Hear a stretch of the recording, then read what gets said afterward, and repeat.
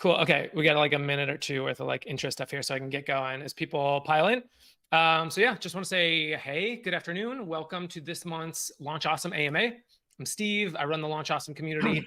Today I'm joined by Ramli John.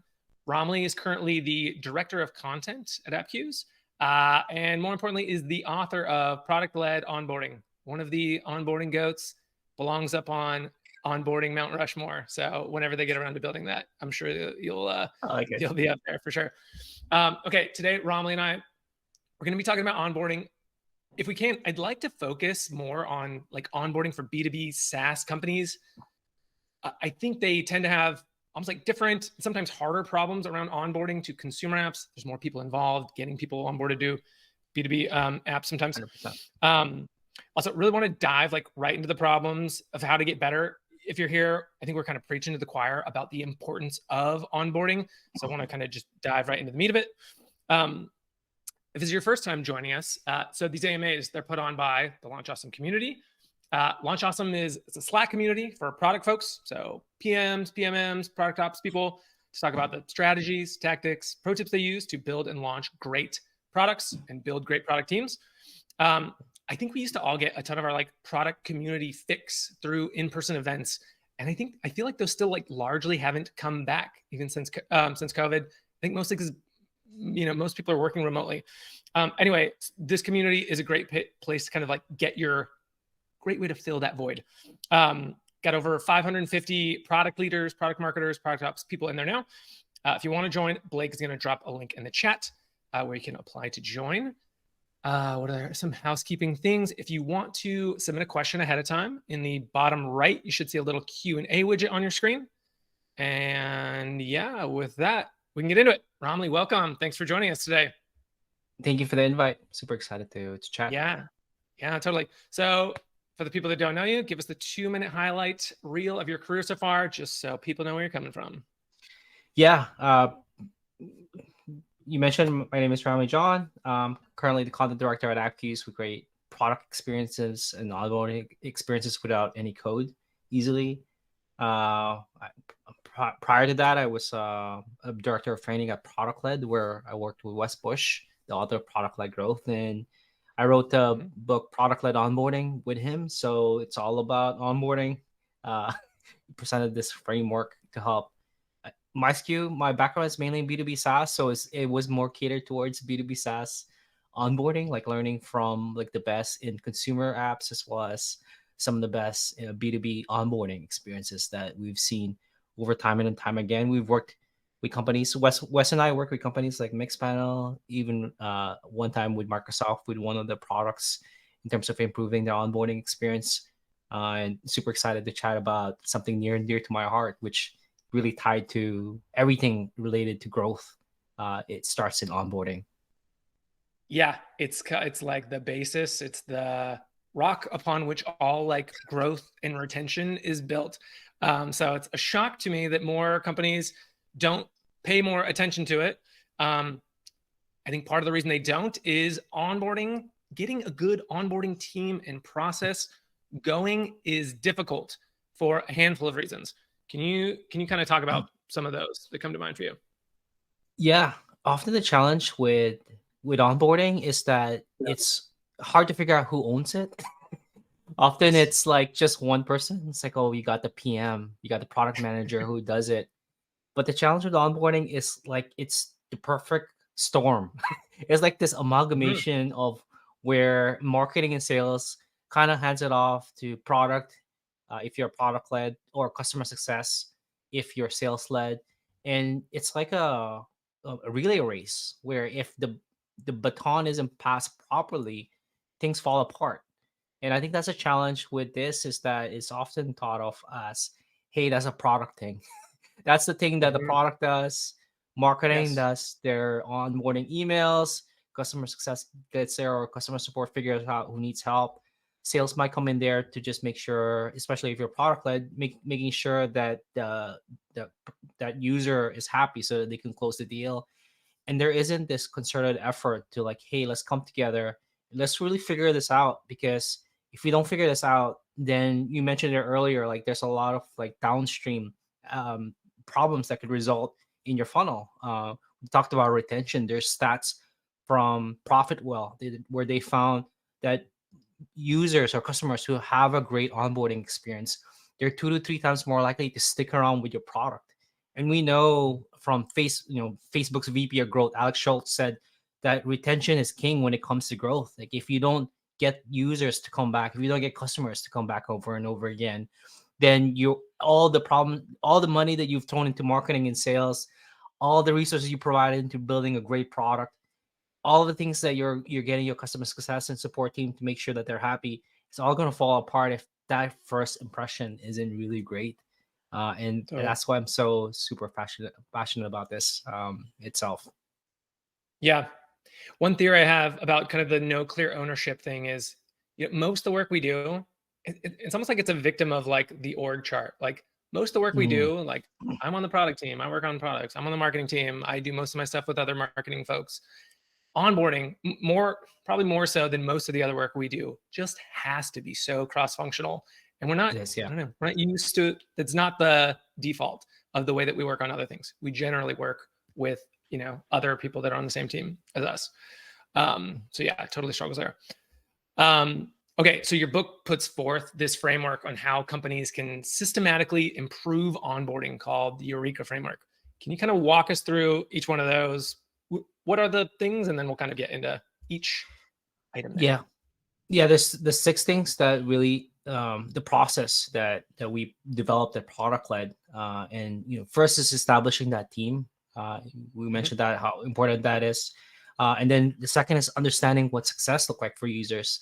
I think one of the challenges that I see is often there's no focus. There's no clear focus. It's like, what do you need to get your users to do as quickly as possible to help them feel like they've succeeded at something? And we can talk a little bit more about that because that's super important. If we don't know what success looks like for users, none of the other steps would matter. No product tours, no nothing, no tactics will really help out with that.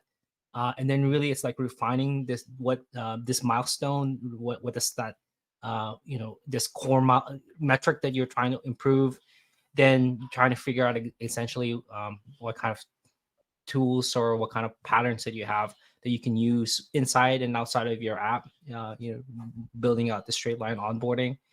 And then finally, it's like analyzing the results and repeating it over and over again. I think it's super important to think of onboarding as not as just a one-time thing. Often what I see companies do is they like, oh, our onboarding is not doing well, let's fix it. And they do it once a year or maybe like once every 5 years. We've been a victim of that as well at Appcues ourselves, or like we've said it and kind of forgotten it. And we recently hired somebody to really own that, like somebody from the PM team who is working cross-functionally. So like making sure that it's an iterative process, because how important it is for growth and not just like a one-time project to improve the onboarding. Yes. Yep. Okay, that's perfect transition into first letter there, E, establishing a team. Okay, talk to me about forming this team. Like, what do we need? What does this team need to look like if we're going to set ourselves up for success for improving onboarding? Yeah, what the team looks like really depends on who is involved in that baton passing that I mentioned earlier. For B2B SaaS, that is like multi-touch, multiple stakeholders, where maybe even the lawyers might be involved to vet the deal itself. Those things where that team needs to look like whoever is involved in that relay race, right? And it could be marketing, it could be sales. But for an internal tool, that team that we worked at on Microsoft, they were trying to onboard like internal employees along. I can't imagine having a marketing team to market a product to their employees necessarily. So the onboarding team was just one PM and one product marketer to help they kind of share the word about this into other Microsoft employees. So I think that's the most important thing, is like try to take stock of like, okay, this middle ground, who is involved to make sure that this baton passing is as seamless as possible and we don't drop the ball. So once again, it really depends on who is involved. For a more consumer app, like it might even just be if you don't have a sales team, then it's just a PM, a marketer, and then maybe a designer. So making sure that they're able to execute and make changes as quickly as possible. Yeah. For teams that really haven't paid attention to onboarding at all, I'm the PM. I want to spearhead an effort here. So is that like, hey, I have myself. I need to get someone from marketing, someone from maybe customer success, someone from sales. Do you feel like that's like a good rounds out the team? Yeah, I think that's that rounds out, especially we're talking about B2B SaaS mainly. So yes, those I think that rounds up the team. Somebody who is invested in that. I think to get those people on board, it's like speak to their. What I found work is speaking to their language, to the sales team who wants sales team are like when you talk to them about onboarding, like they don't care. They're not gonna care about onboarding sales team. But when you talk to them about like leads who are easier to close because they've seen the value of the product, then they're like, okay, you're telling me that by doing this, I can, close hit my quota faster. For customer Yeah, success is totally. to like making sure that customers remain happy and I hit my retention metrics. Yeah. Those NPS metrics that I have. So I think that's how I would see it. The PMs you typically are already, especially if they've seen it, are pretty bought in, as well as for marketers, it could be the same. Where you want to make sure those people you brought on our site eventually become lifelong customers. So that's how I would definitely see it. Trying to bring them on. Yeah. Some companies that are a little more advanced in this area, they have kind of like a full on, they're often called the growth team. They think and work a ton on onboarding. Is it necessary to have a set of people that are, sectioned off as the growth team, or like can companies do this without having that formal of like a team? You're right. It doesn't necessarily have to be as formal to have that growth team. At Appcues, we don't have a formal growth team necessarily. We just have this one PM who's focused. We call we call it the welcome, the welcome PM. It's like imagine Yeah. like being at a party. So Yeah. her title is not officially welcome PM. She's a senior product manager, but she's senior Yeah. product manager welcomes experience essentially, Yeah. where she meets with our director of growth to make sure that the onboarding emails and things like that are okay, and then see somebody from CS. So she's she's like this bridge now, trying to make sure the dots are all connected, and things don't get dropped, like I mentioned. Yeah. Yep. One last thing. I feel like getting like another part of this is like getting legitimate executive buy-in is so important. Like I think I don't know, like you need to be spending a good, I don't know, 5, 10, maybe 15% of like all of your dev resources, maybe working on this. It's so important. How do you think about that? I think that's a good point. It's such an important part. I don't have an exact percentage, but that might be a good baseline. So like, Yeah. what percentage of your dev resources should be dedicated to it? Often, like any dev resource dedicated is great, because it's often like the dev resources are all so focused on let's like hit hit a product roadmap, release new features, and close new deals, where often it's forgotten like, hey, if we have new features, nobody's like essentially seeing the value. They're not eventually I forgot, I think it's Samuel Ulick from useronboard.com that said 100% of your users, even the ones that hated it and churned, have seen your onboarding, but they only a certain percentage eventually see your new features that you've just released. So I think Right. in general, like any resource is dedicated to onboarding, is like dedicated. Like when I say that's full time, like they're working on that is great on its own Mhm. already. Yep. Totally. Okay. Love that. Moving on. Okay. Next letter in the framework, you understanding your users' desired outcomes.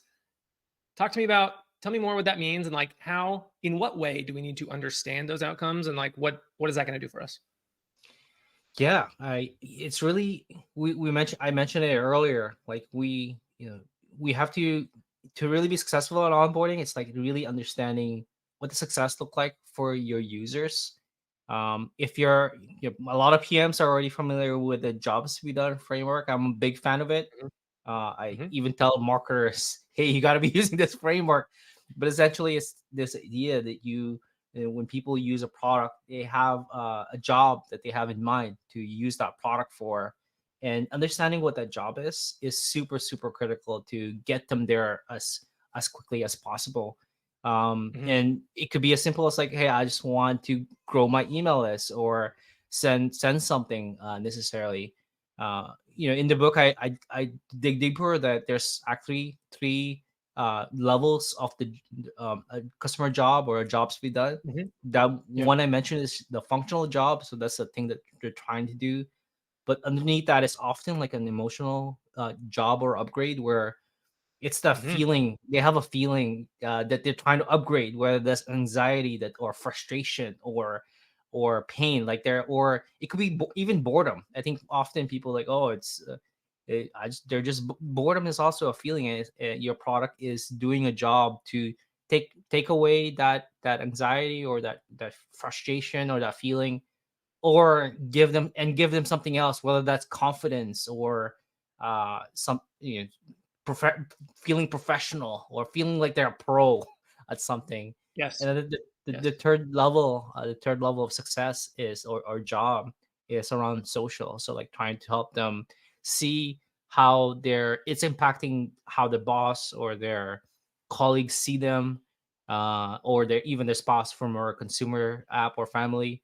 So I think that's understanding those three level of successes and really like kind of help you build a greater, a more complete picture of what success looks like for users or for people Mhm. using your app, and really driving home that point in your product, in your copy within the product itself, in the onboarding, as well as the onboarding emails. I think when you understand all three really well, it increases motivation for users, and as well as makes it a lot easier for you to figure out what is the minimum number of features or what is the minimum things I need to tell or educate new users about so that they can see the success as quickly as possible.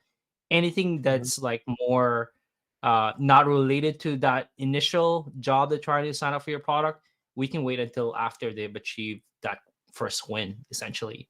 So I think Yep. that's what that step's really about. Right. To understand those customer jobs, I mean, you have to talk to users.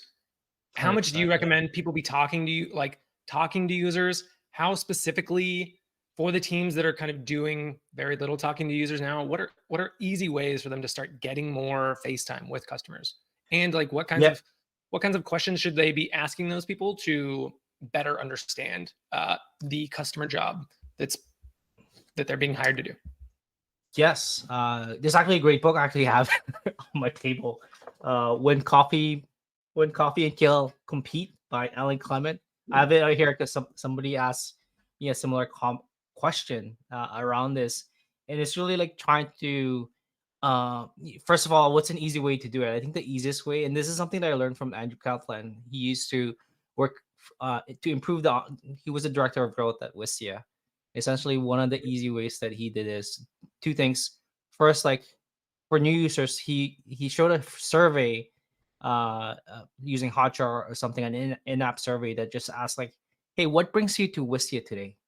And then Hmm. it's very broad and wide open, but when people fill it out, the things there's a pattern that develops where like people are starting to tell him like, okay, I'm here to generate leads through video, or to increase have more control. So all those things are like kind of an easy way to start right away, to try to understand, hey, why did you sign up here today, and something like that. He got really easily. And the other really easy thing he did is something called Full Story Friday, where they Hmm. use a tool called Full Story to watch people on their site, and try to figure Hmm. out what they're clicking and where they're going, and then exactly where they're getting stuck. But in terms of the interview itself, like, yeah, definitely, like, uh, I think Google designed sprints. They suggest doing between 5 to 10 customer interviews, and really understanding What was trying to describe the initial moment that they found your product, what was happening in their lives, what was happening in their workplace, what were Yes. they struggling with, what were they feeling, trying to recall exactly to get them to describe the story of that initial few weeks that they were started looking for your product, and then walking them through the product itself. Like I said, Alan Clement walks through that customer interview or customer research process deeper with the using the jobs to be done framing. So I highly suggest Hmm. people to check that out. Yep. Yeah, I love that one. It's always a great way to, I don't know, just that question around like what were the circumstances? Like what were you looking to do? What happened? You were living your life just fine, and then you showed up on my front door. Like what was going on? Gives great insight into like what they're looking to achieve, how they're feeling, really just like what was important to you at that time. Um, okay, just looking through notes here. Yep. Okay, cool. Cover that pretty good. Okay, moving on to refining onboarding success milestones. You talked about this a little bit with some of the kind of like straight line onboarding, getting rid of some of the unnecessary things out of the way. But yeah, talk to me more about this step. Yeah, really refining. Once you have what's successful, that's like qualitative. The next step is Uh-huh. like trying to quantify that. This is what this is all about. Yes. Trying to understand that, what is that activation moment look like? What is that set of product actions that define what users would click on? Mhm. Need to learn or to do to really realize the value of the product. And then I brought up something called the product activation indicator, where like, Mhm. there's a set of metrics that show users have not just successfully been onboarded, but they're leaning towards fully adopting the product itself. So the early indicator of success. Yes. An example that I can that was brought up is with Slack, where when people think about Slack, what does onboarding success look like for them? Uh, some people think it's like when two people sign up from the same company and they message each other, or maybe Mhm. it's 10 messages, or maybe it's a combination of both. But Mhm. Stuart Butterfield, the CEO of Slack, former CEO, he talked to First Round. They have this publication, Mhm. and their VC, and it essentially said that for them, success looks like for our onboarding team is like if when a team sends 2,000 messages, they're Mhm. 93% more likely to stick around and use Slack. And I feel like that's the long term goal of onboarding is not necessarily getting people to what we call the aha moments, like, oh, yeah, they've done it. But getting them to repeatedly do that aha moment so that they've built a habit. Like we know that building a habit takes, James Clear said this, it takes up to 66 days for somebody to fully build a habit, whether that's drinking less coffee or running each day. And it's the Yes. same thing for onboarding. It's like the end goal of onboarding is not just to get them to the aha moment, it's to get them to use your product repeatedly so that they build a habit. And it could take up Mhm. to 66 days as well, because that's how long it really builds that habit itself. So I Yeah. think understanding how many times repeatedly does for them to use your product, does it indicate for them like, yes, they're about to tip over, there's a tipping point where they love your product enough to like say yes, check mark, that person's has successfully done the steps needed to indicate that they're about to stick around longer than the other ones. Yep. Totally. Okay. Selfish question for you. And I think other B2B SaaS companies can have this problem too, where it's like, so the company I work for, LaunchNotes, we solve multiple customer problems. Or you can make the case that there's a couple different like key product engagement actions that could qualify here. How I don't know, any advice around that? If there's kind of like, there's three things that people do in our app, and all of them they're not equally important, but it's not like one is like the most important thing. How should I think about that as I'm looking to identify a good what do you call it, PAI, product adoption indicator? Yeah, I would say that it goes back to what the users are trying to achieve within your product. An example I brought up is with HubSpot, where they have the same problem.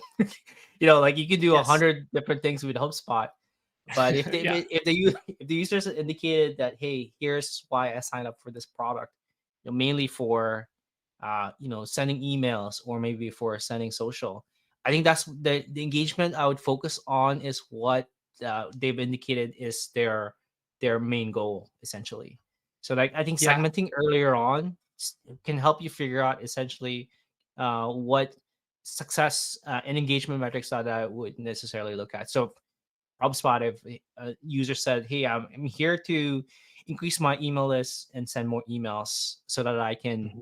generate leads for my sales team," that's them sending the frequency of email sends might be a good engagement metric that I would look at, versus I'm here to grow my social following and send social ads through HubSpot.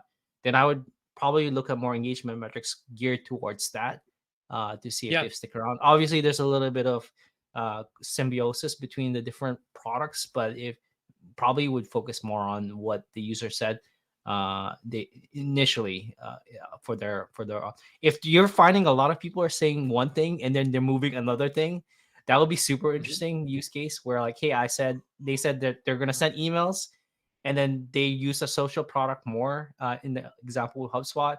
That's one where I would probably talk to a few more customers to figure out, like, hey, you told us that we're gonna you sign up for our product for one thing, but now you're using this other side of it more. Can you describe, like, what was the reasoning for that? So yeah. Mhm. Yeah. Yeah, it's interesting. You can almost create this really just like separate like you can ask people up front what they're, what the primary thing they're looking to do, or the primary job they're looking to kind of get done. And then really just kind of segment tracking out by, hey, for the people who said job A is like my most important thing, like how well are we onboarding those people, and can track against and create, I don't know, create bespoke or, different onboarding flows for them, and kind of track them all separately. Um, yeah, that's really interesting. And I know I was going through a handful of just onboarding flows for companies, and I saw that, yeah, that's kind of exactly what HubSpot does. And I have some screenshots I can try and show later if we have some time. Nice. Just kind of poke through some of those things. Um, Okay. Okay. So we talked about, yeah, refining what are the success milestones, right? So we have sign up, hitting it the first time, hitting it that nth time where it's like, okay, great indicator that these people are going to be retained. Okay, next step is around evaluating our current onboarding path. So taking a look at what do we have, what do we got going on now? Walk me through how should I think about that? That one's it, I put a caveat here that is mainly for companies that already have an onboarding experience. And a lot of the Mhm. companies that I've worked with and have consulted with, that's usually the case, where they've already taken a first stab at it. And Mhm. often, without the first two steps at least, the understanding what success looks like, and refining your onboarding milestones, often Mhm. what happens is like, hey, let's just put everything let's just point out all the cool Let's do it. stuff. Let's do it all. Yeah. Yeah, right. It's like it's like what a bad salesperson would do necessarily, where like they'll point out everything that's cool about, like, let's say they're trying to sell you a car, like here's like Mhm. a 600 horsepower car and can go from 0 to 60 in 3 seconds, and then you're like, I just want a family car that's safe, man. Like I just want to make sure you have your airbags. Like, and that's essentially the case here, where like now that you know what success looks like, now you want to figure out which steps uh are really like needed for users to get to that success step. And like I said, often a lot of stuff are added on. What we do with Wes and I at Product Led is we would like use post-it notes, and each post-it Mhm. note on a wall, or in a remote world, this could be Mural or Miro or Notion, where each Mhm. post-it note is like a step towards a success state or that milestone. And each step could be like a field that they have to fill out, or a button that they have to click, or anything else that the user has to do to get to that milestone. And you're taking stock of like, okay, these are every single step a user has to do. Now let's go through each step and say, hey, is this really needed? Is this absolutely mission critical for getting users to that success milestone? Then we use Mhm. like a red, green, yellow system, where green is like, yes, this is definitely mission critical. Yellow means like, yeah, it's okay, but let's wait until they've achieved that first success. And red is like, hey, this is not something that they really need to do. Something that we can actually cut out from this onboarding experience. And taking stock of that can really like make a huge difference. One of the clients we worked with, 7 shifts, they actually did this, and they had like 87 steps or something like that for users to achieve their first milestone. And like they doing this exercise, like what did we do? We built this Frankenstein onboarding, and like cutting down those red layers, those non-critical mission, is like super critical to get them as quickly as possible to that success. So just what this Yeah. step is really about is like, hey, what do we need to teach, what do we need to educate, what do we need to show to the users to get them excited about the product, so that they actually get to that success milestone. And I do want to add a caveat Mhm. that I often hear like, hey, let's just cut out all the friction. There's actually some type of user friction that's actually good. And like Yeah. one example I've seen work really well, and I've talked to the head of growth, show the numbers as well, where Wave, a financial tool, financial invoicing tool for entrepreneurs, they Mhm. ask you to upload your logo when you're onboarding. I'm like, hey, Vivek, Mhm. the former head of growth, it seems like there's a lot of friction. Like people have to look for the company logo, and he Yeah. agrees. But as soon as somebody uploads their logo, first of all, it's optional. They can skip the step. But as soon as somebody uploads their logo, it automatically shows like an invoice, what this invoice can look like. They grab the brand color, they grab your logo, they show you the invoice like very on brand. And Vivek was like, we talked to some of our new users, and they're like, first time they saw this, they were like so delighted that they like bought the product right away. And so I Yeah. think that's like a great example of like, hey, that little bit of friction early on actually adds a ton of delight. So much so that they ended up like building more confidence in the onboarding.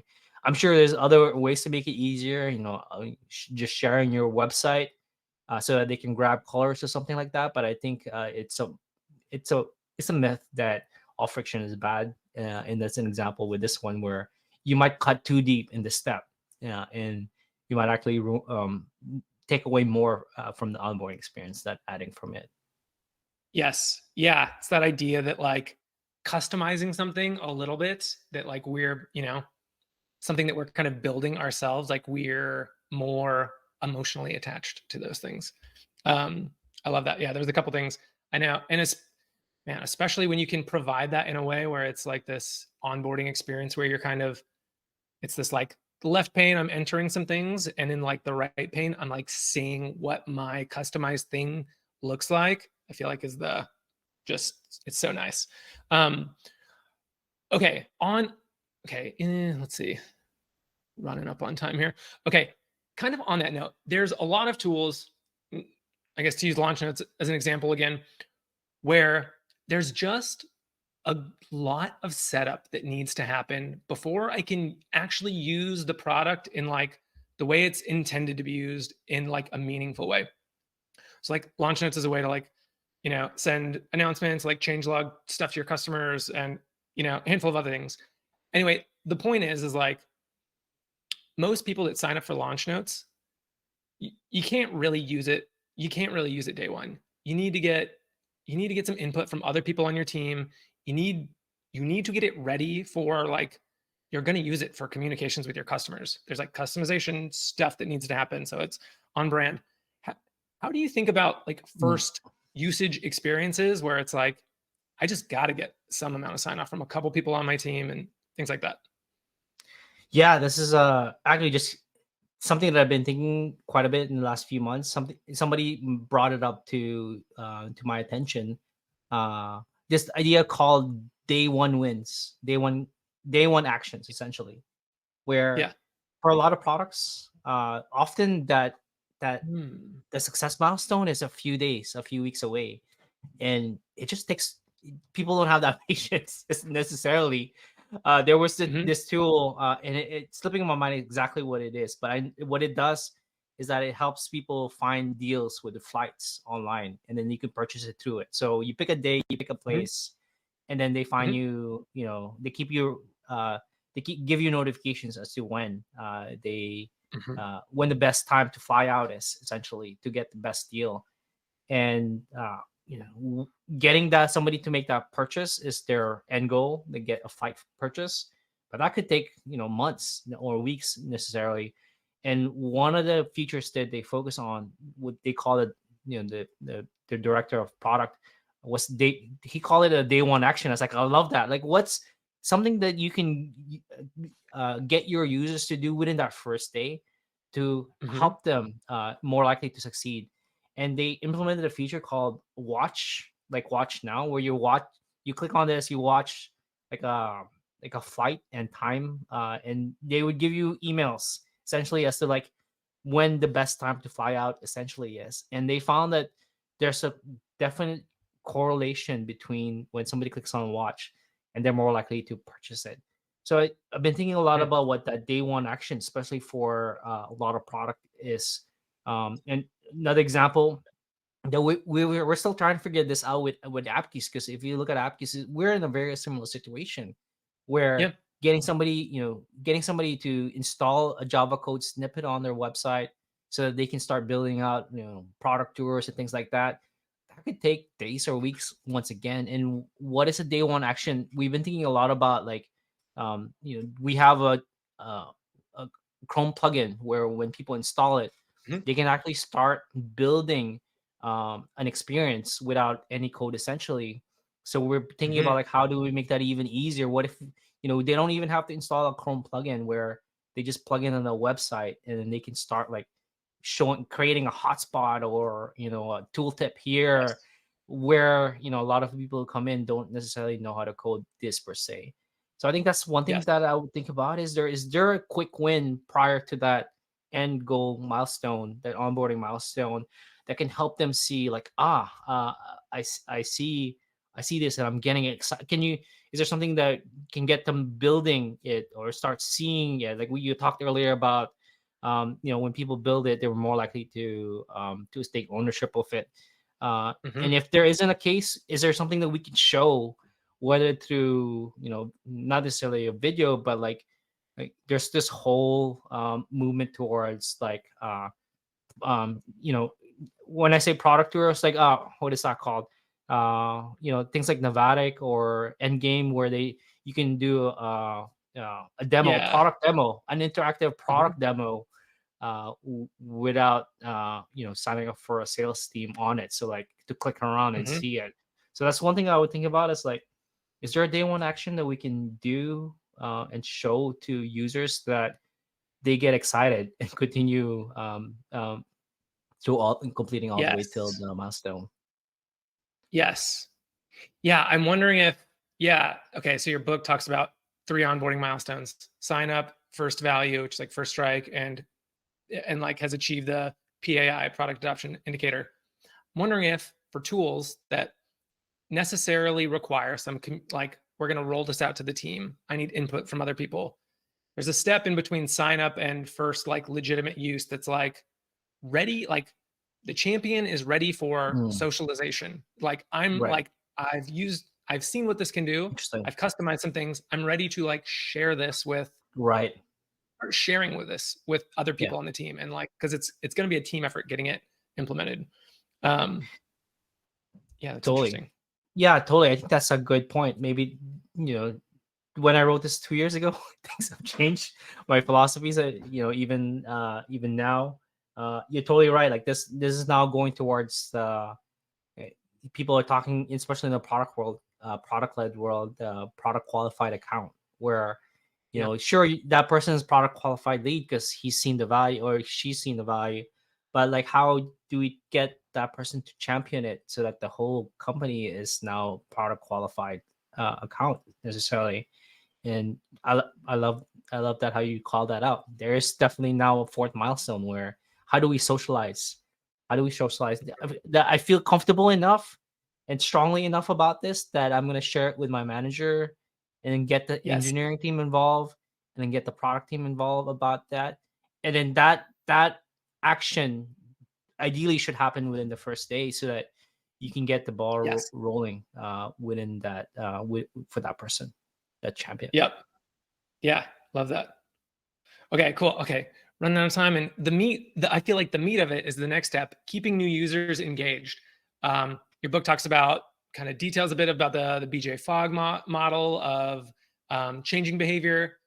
Give us a kind of a brief overview of that and how you think about applying that towards creating onboarding experiences.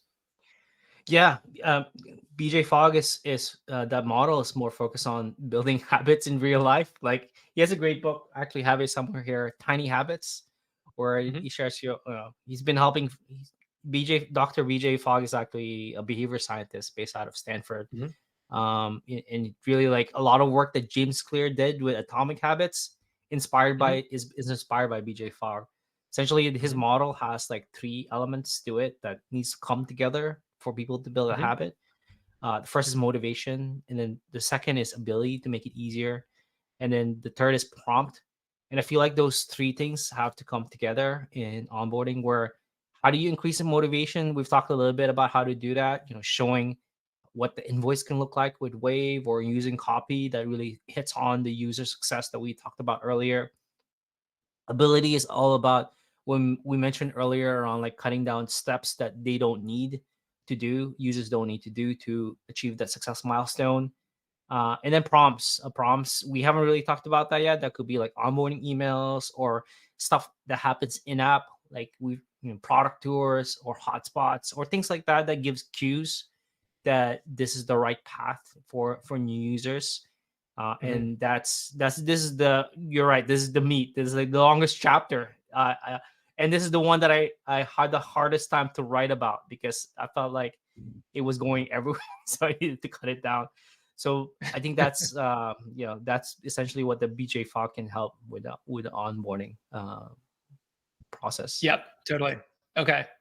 Okay, so if behavior change is a function of motivation and ability, presumably the things that we need to do is like make it easy and increase motivation. What are what are like the biggest things that come to mind around making a new product easy to use? Yeah. Yeah. I think that's in terms of making it easy. I think it's trying to understand what is something that somebody's already trying to do and not trying to disrupt it necessarily. Mhm. Example I can think of is like, imagine you're trying to build a new car and then you're like, screw it, we'll take out the steering wheel. We don't need it. It's self-driving. It takes a lot of change for somebody to become uncomfortable with something and not have that steering wheel per se. So I think trying to understand the patterns that they already have uh, Mhm. within their workflow, as well as I think making sure that the steps that is outlined towards their success, it really like hits home like why it's important for them. I think that just make sure that there isn't any necessarily unnecessary steps there. It's all about Yes. making it easy for that. Yep. Yeah, what else? A couple other things come to mind are like, and HubSpot's, I really want to pull up some of these screenshots, but HubSpot did a great job of like being very, for the first time using it, being very prescriptive about what to do next. I think sometimes apps just kind of like drop you in a tool. They give you the here's this, here's this, here's this, here's this, and then you're on your own. I think maybe for like first usage, like being more prescriptive about telling people like, and here's how you do, like do this next, then do this next. How do you think about that? Yeah, This is another thing. One of my philosophies that has changed. I learned more about it in the last since I wrote this book. And Hmm. somebody described that there's typically two types of users. There's the Hmm. explorers. Those are ones that they just want to do it on their own. Then there are investigators. Investigators are ones that want to click around. And understanding what type of users you have is super super important. Explore in general, developers, when you're getting towards developers, they hate they hate anything prescriptive to be and I can say this, I was formerly a developer myself. I came from an engineering background, and if you walk them through a product tour, 99% of the time they would exit out of that prescriptive thing.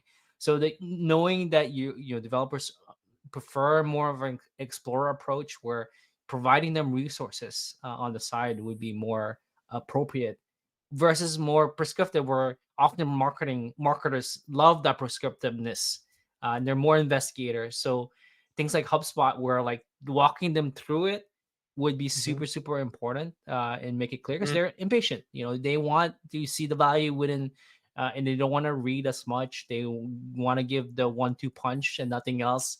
So I think understanding users you have, and the caveat to this is you might actually have you might have both types of users.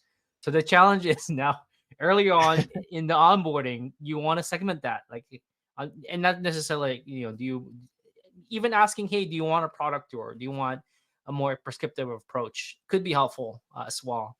Or like, hey, do you want a product tour, or you just want to dive in, and then letting them decide through that would be super helpful. Yep. The other part of that was around kind of, so there's kind of make it easy and and then increase motivation. Any tips around like how can we help users maintain motivation throughout the process? Yes, I think I mentioned the importance of copy and content, and like making Yeah. sure.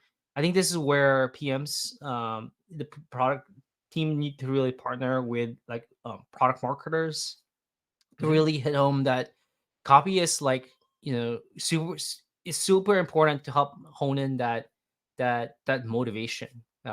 One of my favorite examples, once again, with that wave tool, where during the onboarding, you're signing up and they're asking you a bunch of questions, and on the side is like, filling this out will help. Well, once you're finished with this, you're you know we you'll be you're 3 times more likely to get paid. We've covered over $20 billion, and we've gotten entrepreneurs paid over $20 billion in invoices. And I'm like, that's such a great copy, because now I who doesn't want to get paid 3 times faster as an entrepreneur or as a freelancer, right? Like, it's like, Hmm. yes, I'm super excited now to fill whatever you want to throw at me, just because like that whatever you're putting that is so exciting. I think that's really where copy can really hit home the point for motivation, of like seeing that's one way. It's like social proof. Another way is like before and after, where you're showing them like what it is before and what it is after. Often I Hmm. see that in like marketing pages, but like there's I think places within the onboarding where you can show this, whether that's in the onboarding emails, or whether that's in, even within the sign up flow, where people are not fully convinced yet. They need that a little bit more of that social proof there. Right. Yeah. Yes. No, that totally makes sense. Yeah, I feel like the social proof is a good, when people kind of get, they're into the onboarding, they're they're exploring stuff, they're still not sure if they even want to use it. I think people tend to kind of like, even just in general in life, when people aren't sure about a situation, they're looking to others for like signal for what should I do next. And if you can include little bits of social proof throughout the onboarding flow, it gives people that sense of like, okay, I'm on the right track. This is a safe, normal, good thing for me to be doing. Um, totally feel you on that. Um, okay, cool. And just to round it out, okay, last bit of this is around applying changes and repeat. Talk to me about this step. Yeah, this is I I just wanted to emphasize the point in this last step, that the onboarding is an ongoing improvement process. Uh, a lot of times, the teams that I've worked with at product led, they thought of it. They approach it like a project, like a one time, once a year kind of project. And the process to this needs to be iterative. And as new features are released according to your product roadmap, I think that needs to be decided how that should be included into not necessarily that initial onboarding, but after somebody has hit that indicator for product adoption, it could be the second round of onboarding and third round of onboarding. And you're probably wondering, what is that third round of onboarding? I think it's important for onboarding teams to realize that you know onboarding needs to be approached as levels. The first level is like getting them to the success, and the second level is like, how do you get them to the next level of their success, essentially. So I think that's essentially the last step. It's all about. Totally. Yep. Yeah. And not to pitch LaunchNotes here, but I feel like the product is always changing. We're always launching new things. Having that good relationship with your customer, good communication channels around teaching people about new things you're building is kind of always that you're always trying to level customers up to kind of better, more deeply and more broadly use your product. Okay. Had hoped to get to a thing around sales assisted onboarding, kind of running out of time. Want to do some audience questions. Blake's going to drop a few questions in chat now. It'll kind of pop up on screen. I'll give them a readout and you can take a crack at them. Cool. Roxanne Bullard asks, how do you determine the right amount of onboarding? If the product dev team is focused on building an intuitive product, you shouldn't need a heavy onboarding, right? But how do you test and measure that?